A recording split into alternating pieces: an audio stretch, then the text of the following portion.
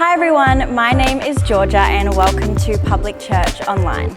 If you want to get more connected in the church or if you need prayer, you can actually go to the description box and there'll be a bunch of links for you to click. Thank you so much, church, for all your generosity and your continuous giving. Why don't you check out this video because there is a new way that you can give. Hi church, introducing a new way to give. Text to give through Tithely. Simply text the word give to either your Brisbane or Gold Coast location and you'll be taken to a simple setup page. Follow the prompts and simply put in your details and you'll receive a confirmation that you're all ready to go. Now that you're all set up, simply text the amount that you'd like to give. You'll get a reply text with a confirmation as well as an email with your receipt. If you made a mistake, simply text the word refund and you'll be refunded immediately. We want to thank you so much for your generosity as we continue to make a difference in so many people's lives across Public Church.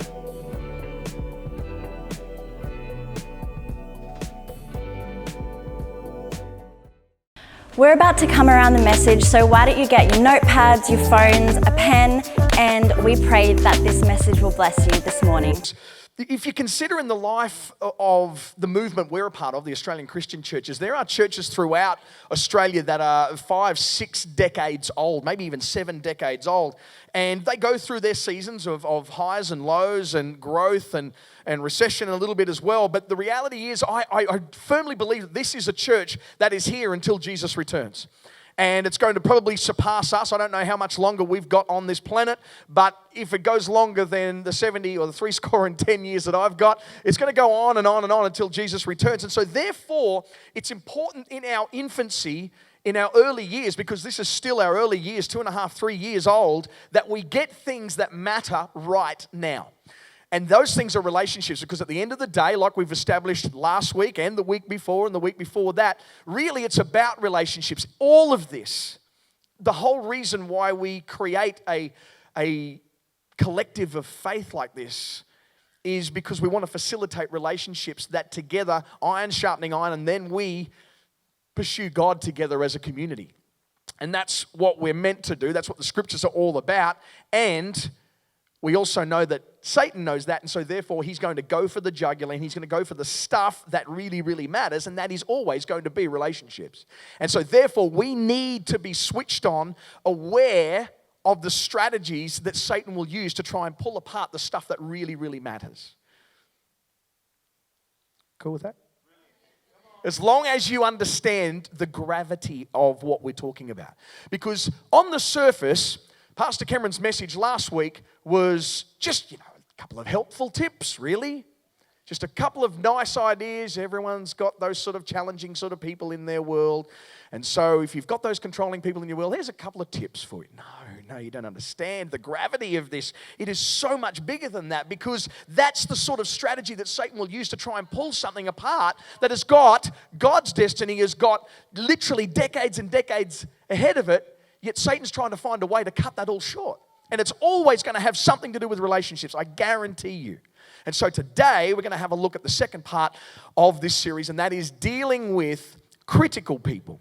Now, we're going to actually break this into 2 parts. Instead of it just being about dealing with other people, we're going to have the first part is dealing with the critic around you, and secondly, we're going to deal with the critic in you. All right, so we're going to jam these into 2 10-minute messages so that we don't only get some ideas on how to handle those particular people around us, but also if that particular person is within us, potentially. Is everyone ready for that?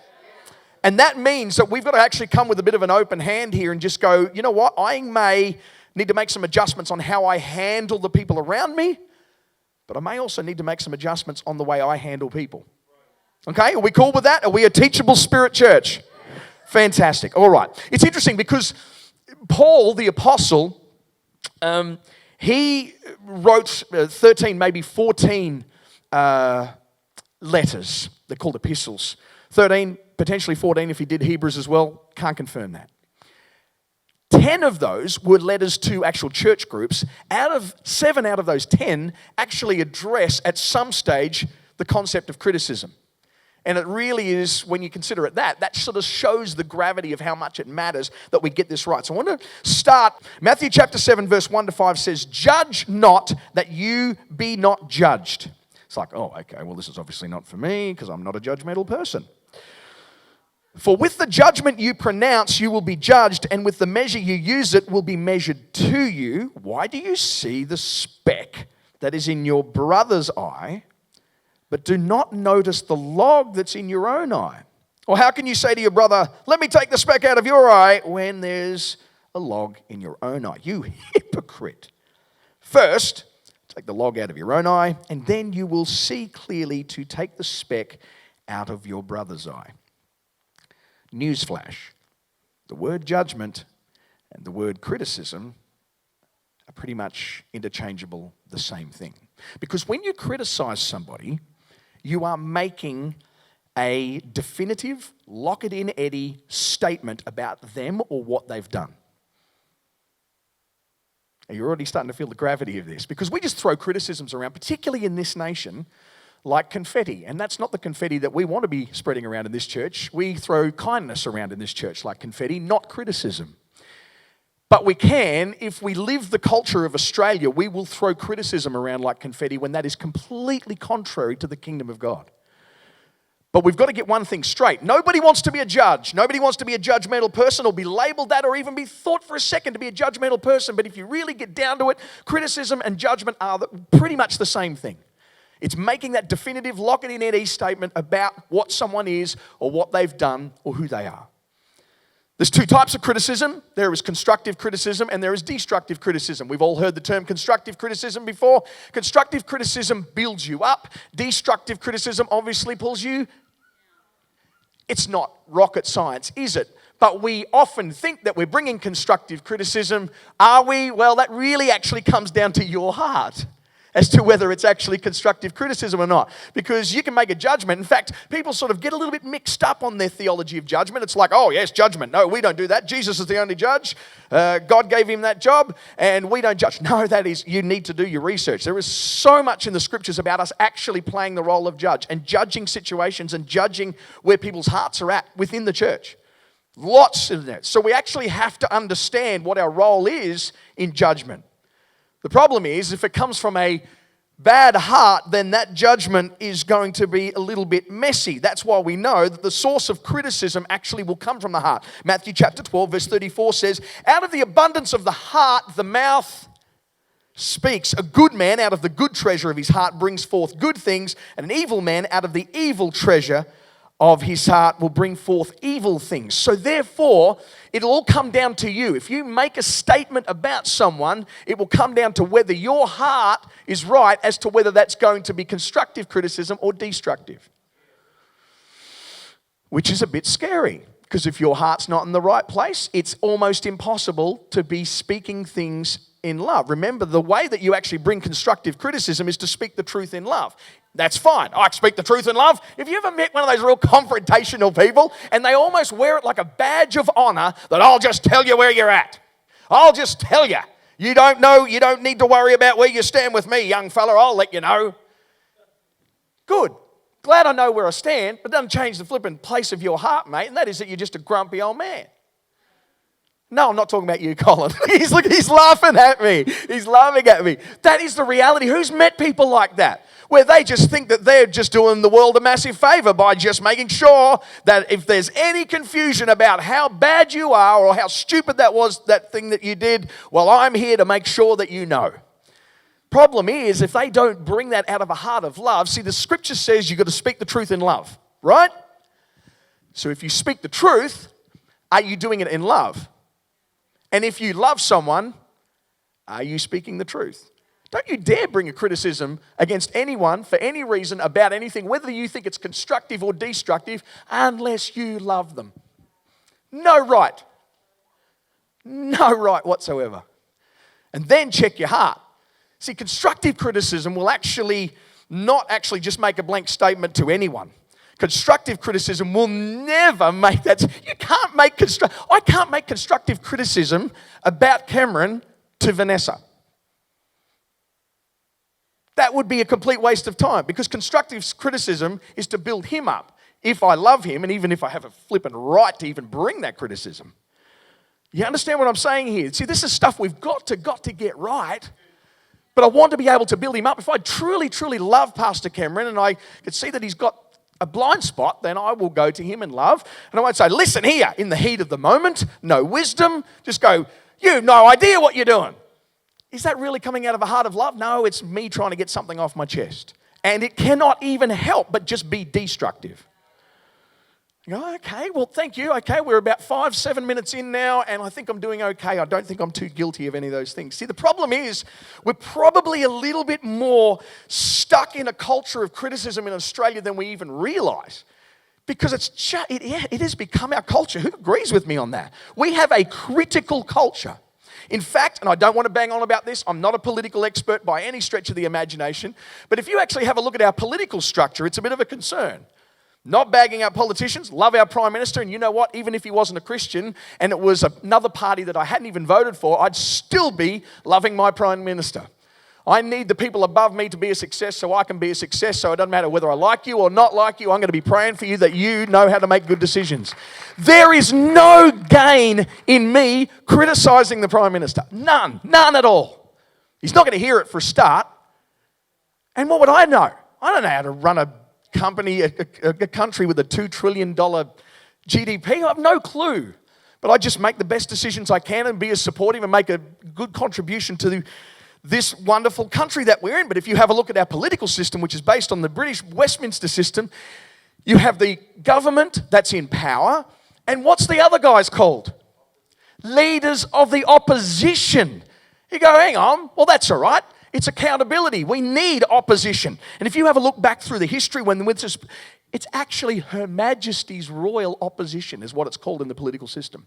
Now that's fine if the opposition, out of their heart and love for the country, go, we are going to support everything that the government, the executive government in power, we're just going to support everything that they come up with because we understand that unity is actually going to make us make progress. We're going to move forward because we're going to build things with unity.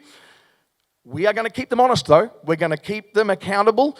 But every time they come up with a good idea, we're going to support it to make sure that it just gets momentum and really, really builds our country. Is that a picture of the government system that we've got? Unfortunately not. We've got this government system where the opposition, whether it be Liberal, Labor, whatever era you're in, actually their whole job is to just pull apart everything the government comes up with, even if it is a good idea. And the interesting thing that we've learnt from that is that somehow subconsciously now every football club, every sporting club, every CWA club, church, we've learnt from our government system that if there's someone in power to make all the decisions, well, there's got to be a leader of the opposition in there somewhere as well. And we'll pull apart everything that the leader's trying to do to go forward, even if he hasn't got a clue. It doesn't matter. Do you see, with our whole society in Australia is so stuck in criticism and pulling down what the ideas are of the people who are in power that we just learn to do it and it just comes out of our tongue. It's like a fish lives in water and never questions what water he's in. He's just in it. It's just, we are so drenched in criticism that it almost comes out of our language, almost sweat it out. And we have to counter that with kingdom culture. We have to dig deeper. We have to work harder to be able to bring a breath of fresh air and absolute support and anti-criticism to our society. I have no problem with people keeping people accountable, but it's only actually going to be genuine accountability if it's coming out of a heart of love. And most of the time it's not. It's out of jealousy because I want your job. I don't want to play those games, and we in this church family do not play those games.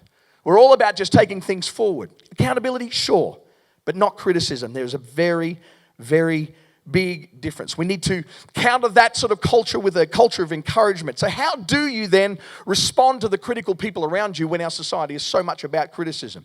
You need to understand one thing. The first thing you need to understand is do not be intimidated by them. Who's got critical people in your world and you're intimidated by them? When you see them, you go, ooh. See them at a wedding or at a dinner, it's like, oh, where can I sit that's not anywhere near there? You know what I do with people like that? Now, please don't think that I'm trying to make an example of I'm just an expert on how to handle these people. I've just learned because I've had so many in my life. I decided that I'm just not going to put up with it anymore and I'm not going to be intimidated. So when I come across a critical person and I see them at a dinner, you know what I do? I go and sit right next to them. Not because I want to stir them up, not because of any other reason, but because it's for me. Because I'm just not going to be intimidated by a critical person in my life. Somebody who loves me, I'll sit next to them as well, because if they've got any criticism for me, it'll build me up. But even destructive criticism people, I am not intimidated by them. They're carrying the same message as Satan. What is he? He's the accuser of the brethren. You know what I do with Satan? I'm just not intimidated by him. Why? Because greater is he that is in me than he that is in the world. And greater is he that is in me than any person who's got any criticism, who's ever going to try and put anything on me. Does that mean that I'm going to stop and just not be teachable? No. We're going to cover that shortly. But when it comes to intimidating people like that and critical people, don't be intimidated. Greater is he that is in you than he that is in the world. Amen?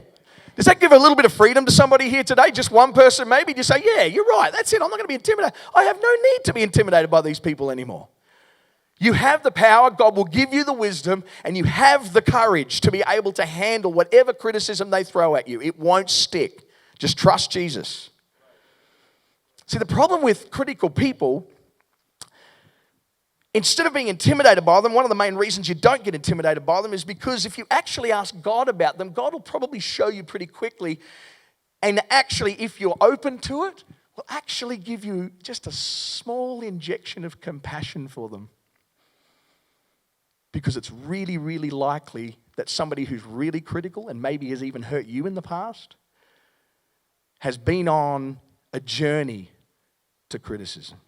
So the journey to criticism is pretty basic. It starts off as a disappointment, moves on to an offense, then it moves into cynicism, where they just don't trust anyone anymore, and then it becomes criticism because you really, really want to define why people aren't doing a good job or why you can't trust someone.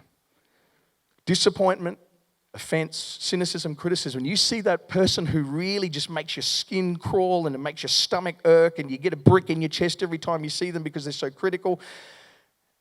How different would your life be if you actually saw them and actually God just went like that and there was just, oh man, gosh, I just see them in a whole new way now. Oh man, I've just got some sort of insight. I can't tell you what it is, but I've got some sort of insight into the hurt that triggered all this.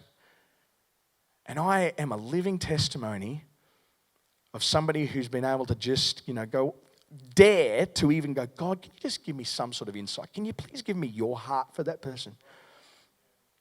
And then you just stop, and all of a sudden, I don't know, God doesn't give you any details, but he just gives you a little glimpse. And all of a sudden, it is not an issue at all. Intimidation by that person is not even on the list. It's like, let me sit next to them. I want to bring some kingdom into their world. I want to bring some compassion. I want them to, my goal is for them to actually lay in bed at night after hanging out with me and go, I reckon I trust him. I could trust that guy. How different a spirit is that? Don't be intimidated by critical people. Get a heart for them. It's really, really sad when you consider that a critical person has actually created their own prison. It breaks my heart. I know a young kid who's just very, very funny, very, very creative, and just got this driest humour. Don't worry, you don't know him, so you don't have to sit here for the next couple of minutes trying to work out what I'm talking about. Just doesn't try anything. You know why he doesn't try anything? Because he's created his own critical prison that he lives in. He's so critical of everybody else who has a go that he just assumes, because that's his language 24/7, that now when he tries something, everybody else is going to use the same language about him. He cannot stand the thought of other people criticizing him the way he criticizes everybody else, so he never tries anything. When you start to see that in someone's life, your heart breaks because you go, oh, Lord, could I just be the one who just has the ability to maybe help this guy break out of this prison and break into a culture and a life of encouragement where he learns to build people up. And so then he starts to create language around his life that actually builds up other people so that other people build him up.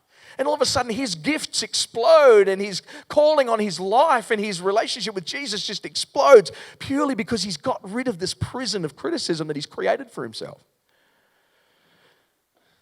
Destructive criticisms like cannibalism It's like eating your own. There is no gain in it. It's just disgusting. It really is something that we've got to get rid of and try and break and bring a reverse culture. We've got some tips that I'm going to throw at you really, really quickly from a guy called Craig Groeschel from Life Church. We'll go and do that. So this is from Life.Church in Oklahoma City, and he's got a Relationship Vampires series, and you can find it on YouTube. It's pretty easy to find, and if you want to get some more tips on this stuff, it's really, really good. But this is one of the first things he says. How do you handle critical people around you? Well, the first thing you do out of 1 Peter 2:23 is sometimes you just don't. Sometimes you just don't handle them at all. You don't bother. Have a look at what Jesus did. According to Peter, there, 1 Peter 2:23 says, when they hurled their insults at him, he did not retaliate. When he suffered, he made no threats. Instead, he entrusted himself to him who judges justly. That's how Jesus responds to critical people. Not all of the time. There's 4 different ways that you can respond, but sometimes you've got to choose to not respond at all. Here's a statement for you. If you learn nothing else from today, maybe you'll learn this. Silence, though misunderstood, is never misquoted. I've been in situations before to the point that my wife said, why did you not defend yourself? I said, I just knew I had to be silent. And you get there and people just flip it at that, pointing their finger at you and accusing you to the point that you're crying inside, but you just go, God, I have just got to trust you to be my vindicator. I know this is not right. I know this is not even just. I know that it's not even accurate. But I'm just going to trust you that you're going to vindicate me here, because there's nothing that I could say could vindicate myself with this person in the heart that they've got at the moment.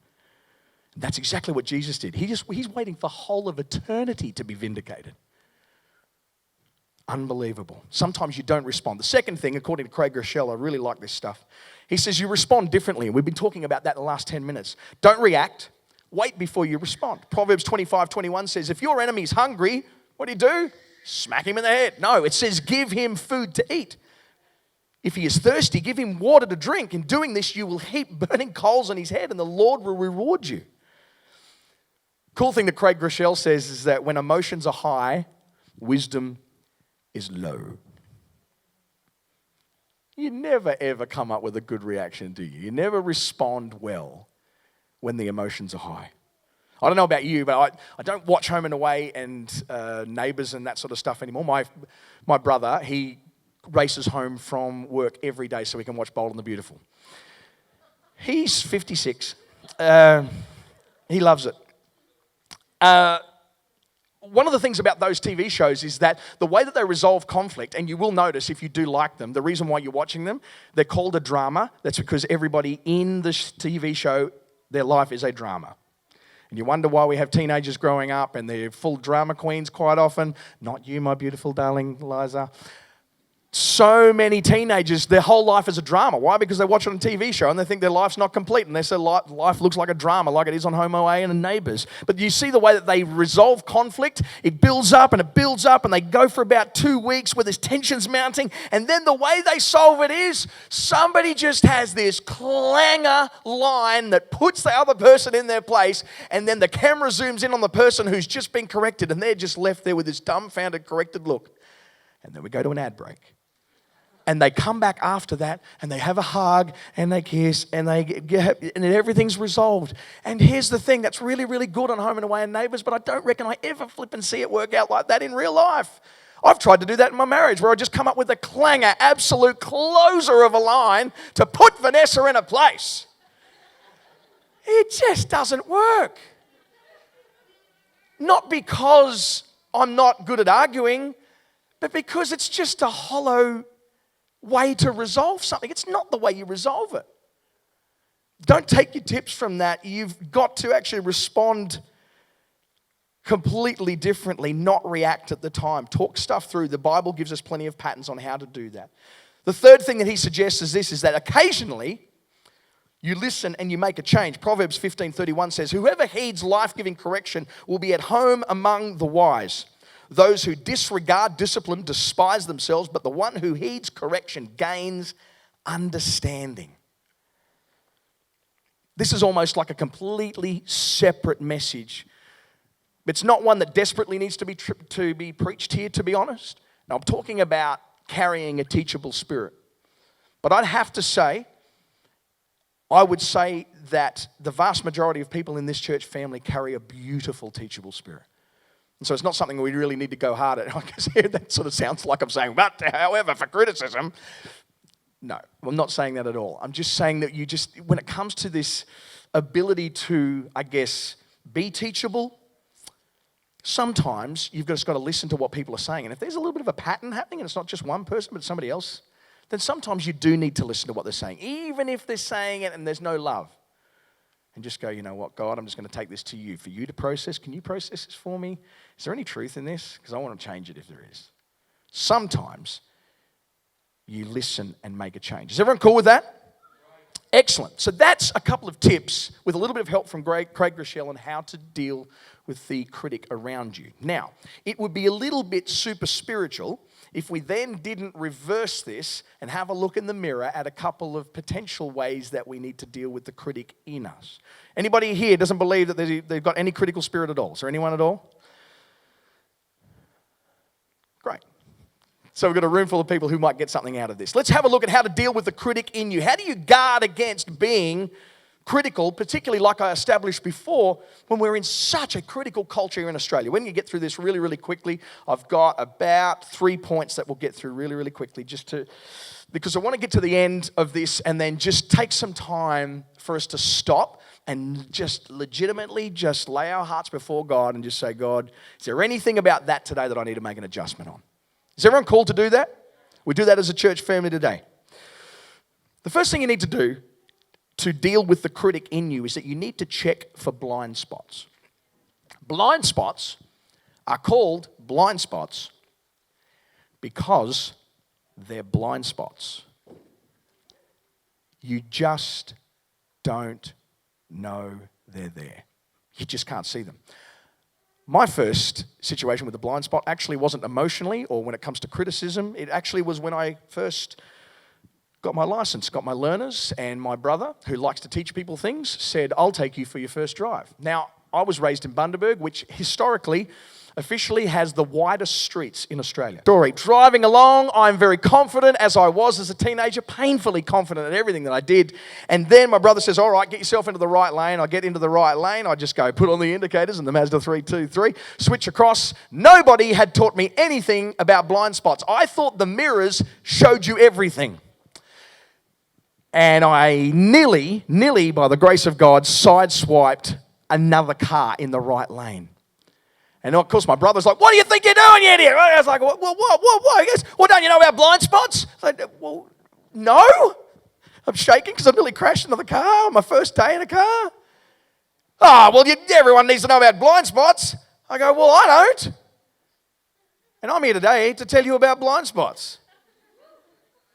You have got blind spots. And if you are married, your other half will be spending and making a career out of telling you what they are. No, that's not true. You need someone in love to be able to point out those blind spots. And quite often when it comes to criticism, because we are so entrenched in a critical culture here in Australia, we don't even realize that we live it and breathe it, and it just rolls out of our mouth and we don't realize. The first thing we need to do with dealing with the critic in you is make it as easy as possible for the people that you love, that you trust, that are around you, to actually point it out. Romans chapter 2 verse 1 says, therefore you have no excuse, O man, every one of you who judges. For in passing judgment, remember, judgment, criticism are the same statement. For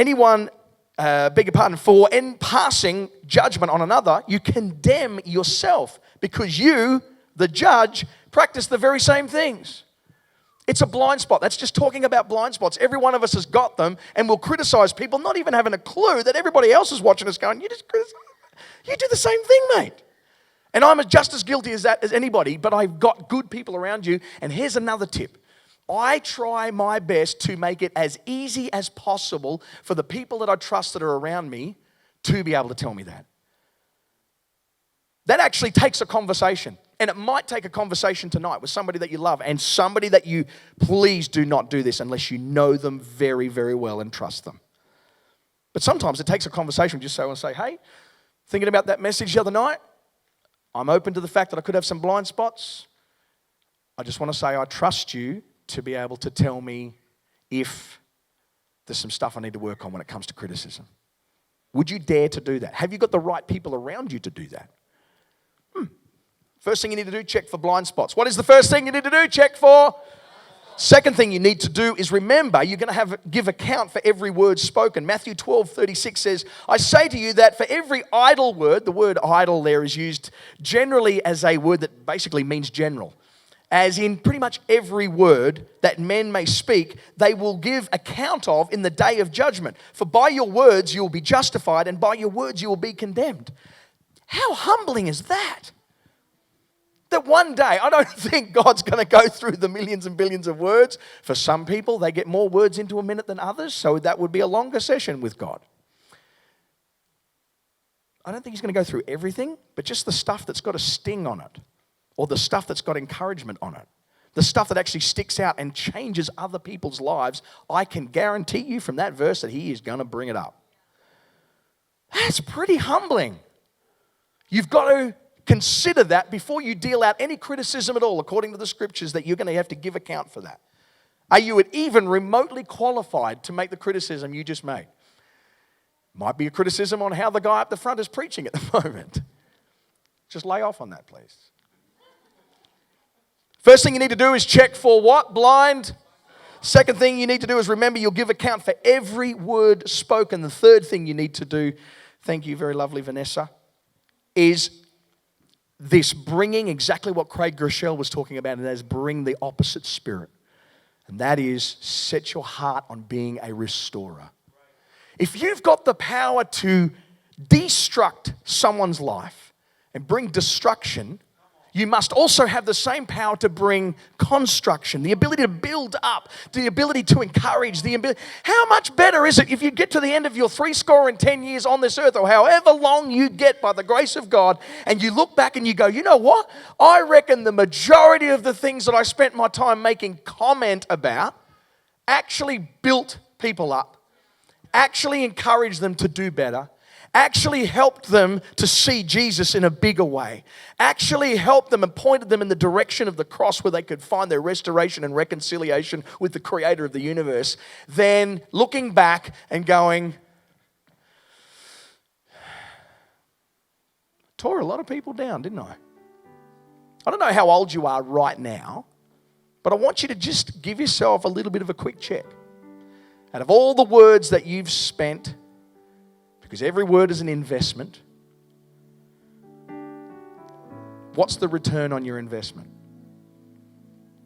For every word that you've used,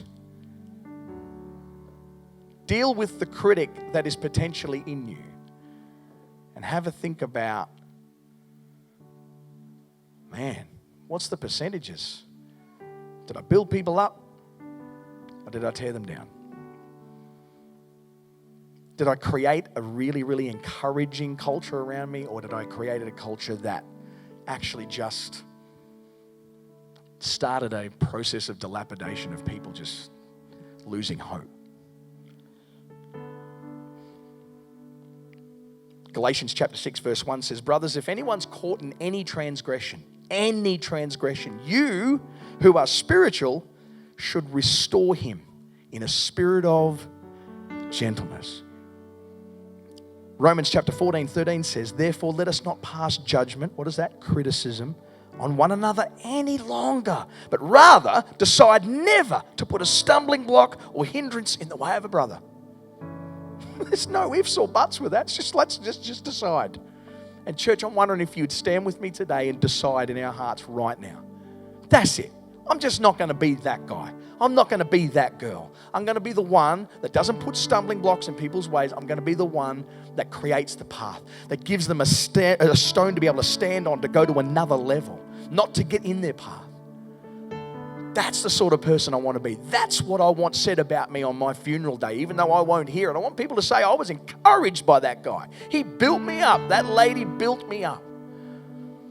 They spoke the truth in love. They encouraged me when I needed to be encouraged. And they had a really gentle whisper in my ear when I just needed to tidy a few things up because they loved me. Who wants to be that person?